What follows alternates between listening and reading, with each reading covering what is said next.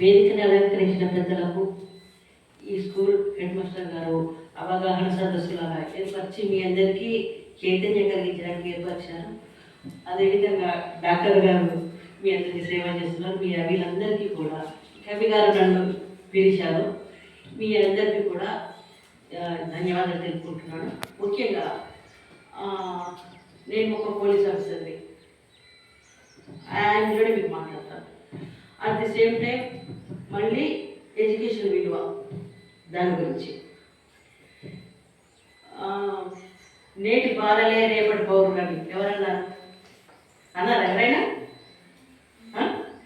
పండిత జవహర్లాల్ గారు కదా అన్నది కదా.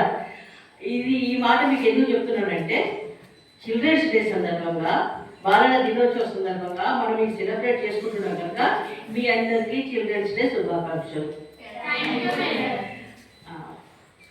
మళ్ళీ మనం అనుకుంటున్నాం what can a little shop do అంటే, ఒక చిన్న పిల్లవాడు ఏం చేస్తాడు?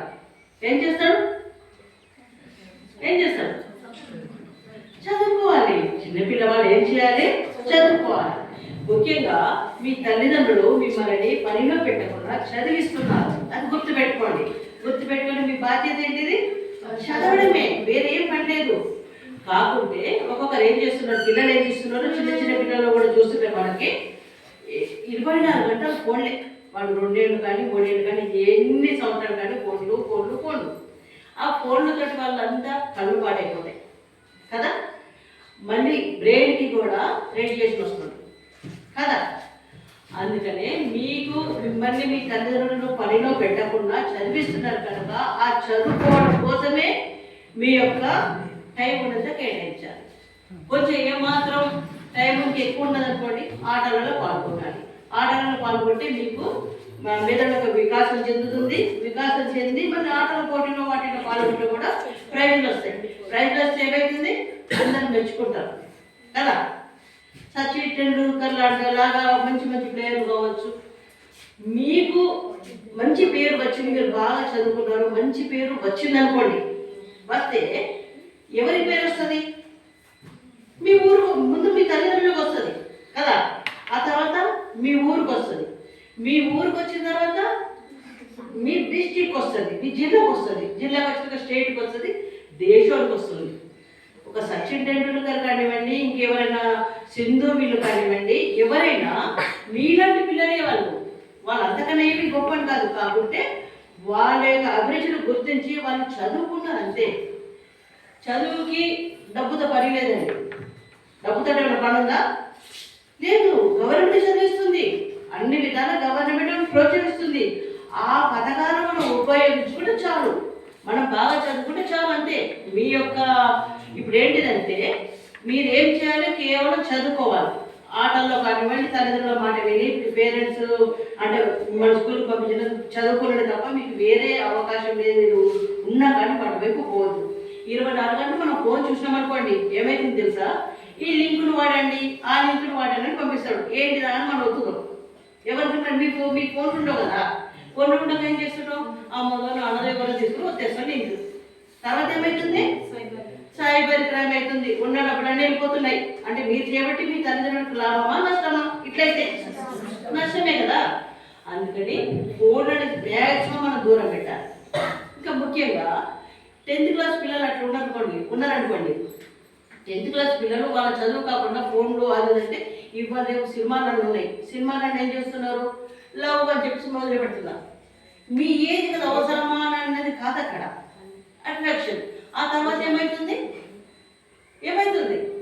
చదువు లేదు, చదువు అటకెక్కిపోతుంది, తల్లిదండ్రుల యొక్క ఆశయాలు పోతుంటాయి, మీ జీవితాలు నష్టమవుతాయి. కనుక అటువంటి వాటిలో కూడా అటువంటి వాటిలో మనం ఎంటర్టైన్ చేయొద్దు. అటువంటి కూడా మనము ఎంకరేజ్ చేసుకోకుండా అటువైపు మన దృష్టి మరల్చదు. కేవలం మన దృష్టి అంతా చదువు అన్నది మాత్రమే ఉండాలి కదా. రోజు మీరు ఎన్ని గంటలు వేస్తారు? 5 కరెక్ట్ చెప్పండి. 6 వేస్తారు కదా. 6 లేచి మీరు కష్టపడి చదివించు, కాసేపు 1 గంట 2 గంటలు చదివారు అనుకోండి సపోజ్. తర్వాత స్కూల్కి వస్తారు. స్కూల్లో సార్లు చెప్పిన పాఠాలన్నీ వింటుంటారు. విన్న తర్వాత ఈ స్కూల్ అయిపోయిన తర్వాత మళ్ళీ అంటే నేను అనేది టైం ఇక్కడ వేస్ట్ అయితే చూసుకోండి. క్లాస్ చదువుకోవాలి. అర్థమైందా? నేను నా జీవితంలో ఒక సంఘటన చెప్తాను మీకు. ఒక జ్యోతిష్కుడు చూపించుకున్నా 8th క్లాస్లో. జ్యోతిష్కుడు ఏమన్నాడు, నీకు అస్సలు చదివే రాదు అన్నాడు. అరే మా అక్క చదువుకుంటుంది, మా తమ్ముడు చదువుతుంది, చదువు నాకెందుకు రాదు అని అప్పటి నుండి గట్టిగా పుట్టుదల పెట్టా. నా పేరు విజయలక్ష్మి. ఆ విజయలక్ష్మి అనే పేరు ఎంత పొడవుతున్నదో అంత చదవాలని నిర్ణయించుకున్నా. ఆ పట్టుదలే. ఇక్కడ జ్యోతిష్కుడు నాకు చదువు రాదన్నాడు కదా, అందుకని దాంతో BSc, MA, BEd, LLB, LLM, PhD, paramedical, ophthalmic assistant. నాకు పేరు కూడా దాటిపోయింది. అయినా నా చదువు ఆపలేదు.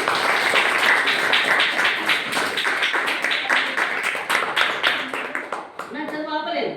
ఇప్పటికి నేను స్టూడెంటుడే. మ్యూజికల్ కాలేజ్లో నేను 2nd ఇయర్ కంప్లీట్ అయిన స్టూడెంట్. ఇంకా చదువుతాను. ఇదంతా ఎందుకు చెప్తున్నానంటే, ఎవరినైనా ఒకరు స్ఫూర్తి తీసుకొని మనం వాళ్ళని స్ఫూర్తి ఆదర్శంగా తీసుకుంటే మన జీవితం కూడా బాగుపడుతుంది. నేను దాదాసాహెబ్ అంబేద్కర్ గారి జీవితాన్ని స్ఫూర్తి తీసుకున్నా. ఆయన ఎన్నో డిగ్రీలు చేసింది కదా, ఆయనను ఆదర్శంగా తీసుకొని జ్యోతిష్కుడు మాట కాదని తప్పుని చేయడం కోసమని నిరూపించడానికి నేను చదివాను. ఇంకా చదువుతున్నాను. ఎల్ఎల్ఎం కూడా చేసినాను. అయితే మీరేంటంటే టైం ఎట్టి పరిస్థితుల్లో వేస్ట్ చేయరు.